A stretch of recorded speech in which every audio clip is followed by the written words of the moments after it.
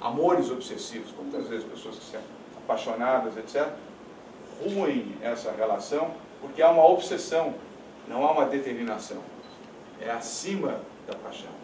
E aí, muitas vezes, vamos viver aí hoje mais, vocês viram nos jornais, nos telejornais, e ontem também, um senhor que, por conta de um casamento rompido, ele, de maneira obsessiva, transformou a ex-esposa numa vítima de sequestro, de ameaça de vida, que está aí nos telejornais de hoje de manhã, apresentando o que ele fez. De maneira obsessiva, não pode, perdeu a linha do equilíbrio. Essa é outra razão, o terceiro ponto importante dessas lições de empreendedorismo. Você não pode perder equilíbrio jamais.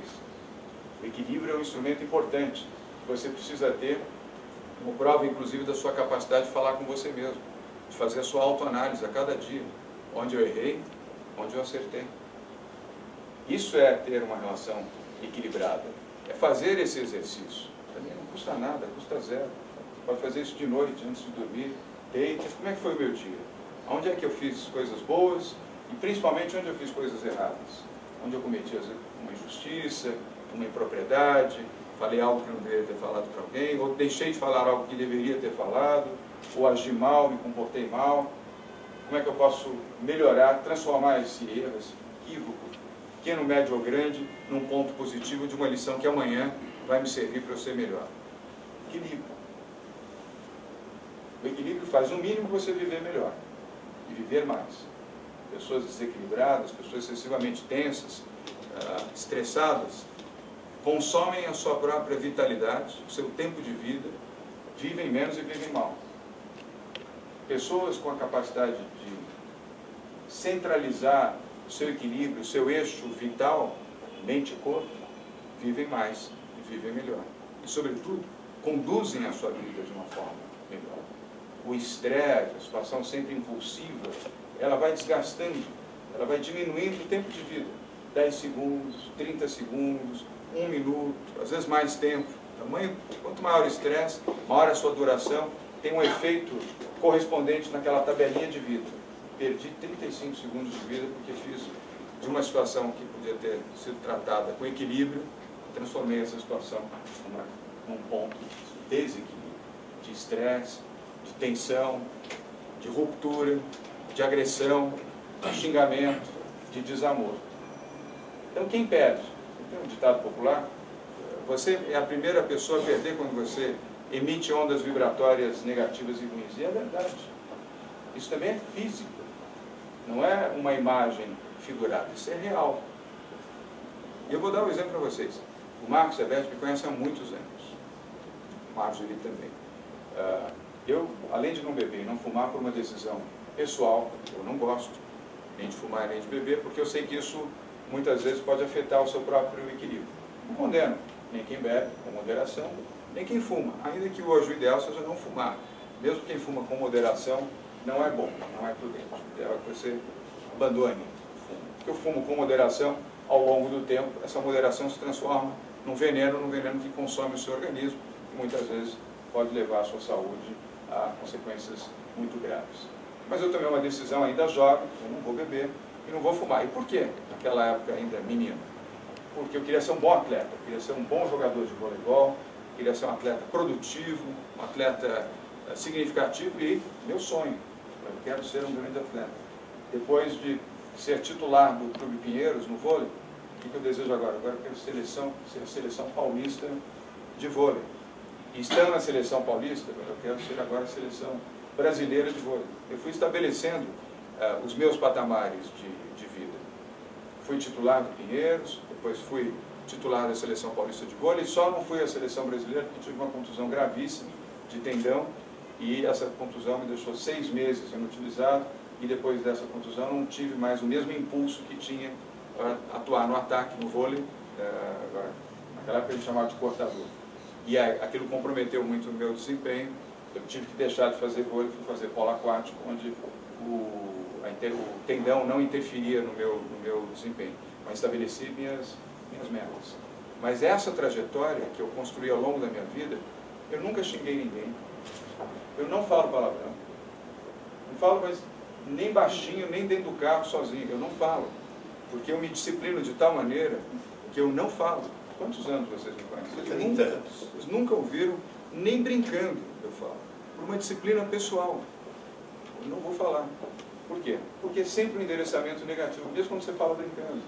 Na minha concepção, eu quero me afastar disso. Não falo mal das pessoas, nem de quem merece. Não falo bem também. Não falo bem também de quem não merece.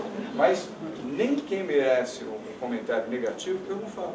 Eu prefiro não falar, não comentar, não me expressar nesse sentido. Não é nem pela conveniência, não é nem pela questão do meio onde eu vivo, é por uma decisão de vida. Eu não quero mandar energia negativa para ninguém. Eu quero só mandar energia positiva. Se ela não merece a positiva, eu não mando. Mas não mando energia negativa.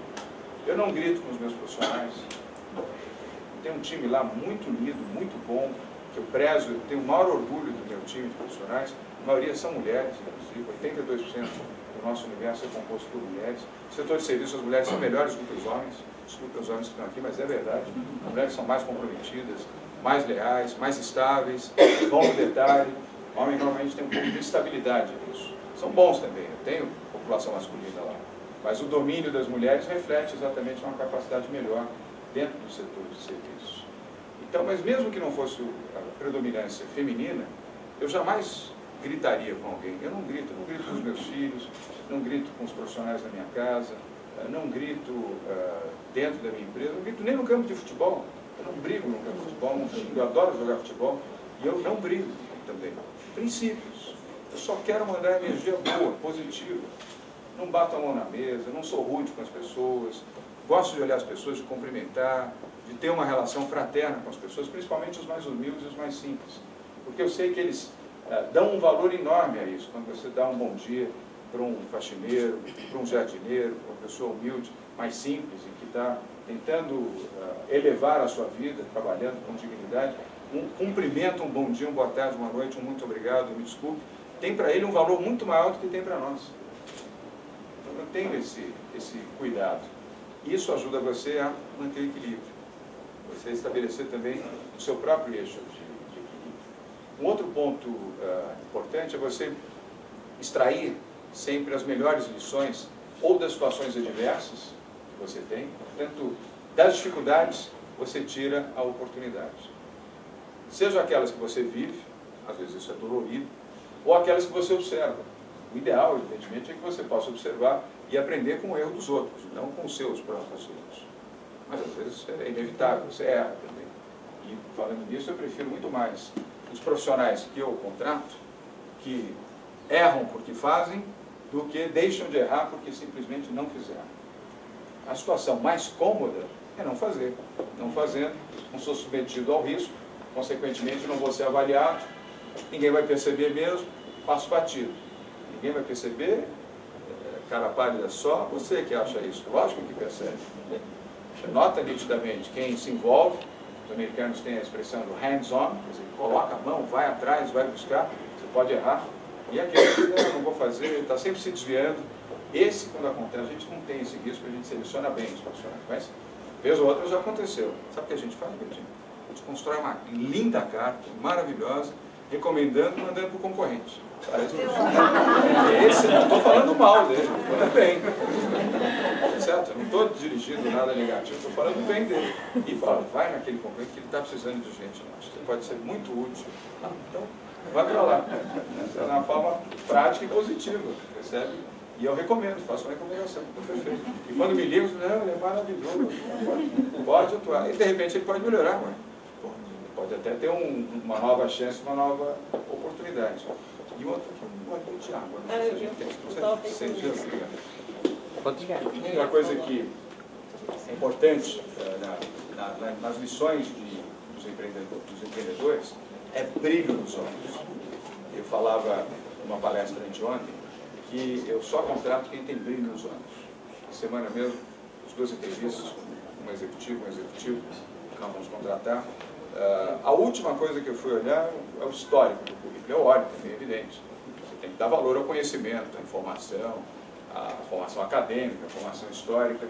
Mas a primeira coisa que eu olho é ter uma conversa frente a frente, olhando nos olhos profundamente. Tanto que eu sento assim, no canto da mesa,